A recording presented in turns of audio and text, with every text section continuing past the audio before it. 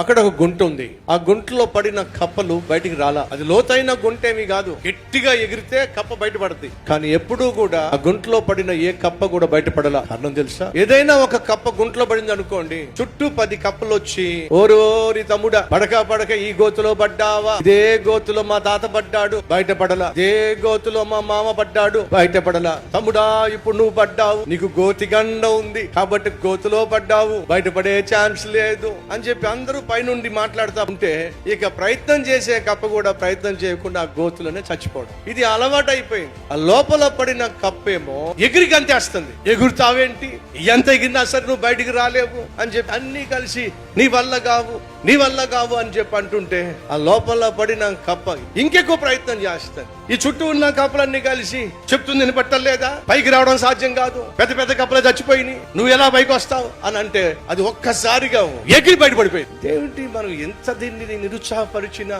ఇంత మనం దీన్ని బయటికి రాకుండా చేసినా ఇది ఎలా బయటకు వచ్చింది అని చెప్పి వాళ్ళకి అర్థం కాల. తెరా చూస్తే అది చెవిటి కప్ప. చెవిటి కప్పకి వాళ్ళనే మాటలేం వినపట్టల్లా. కానీ ఏం చూస్తుంది తెలుసా?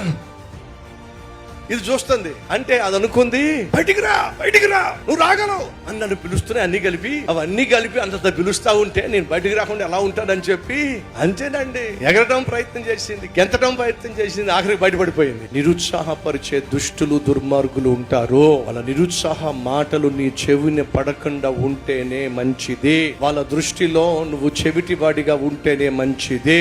అప్పుడే నీ ప్రయత్నం నువ్వు చేయగలవు, నీ పోరాటంలో నువ్వు గెలవగలవు. నీ జీవితంలో ముందుకు సాగాలి, అనుకున్నది సాధించాలి అంటే చెత్త చెదారం వాగేటటువంటి వాళ్ళ వాగుల్లో నీ చెవిన పడ్డానికి వీలు లేనే లేదు.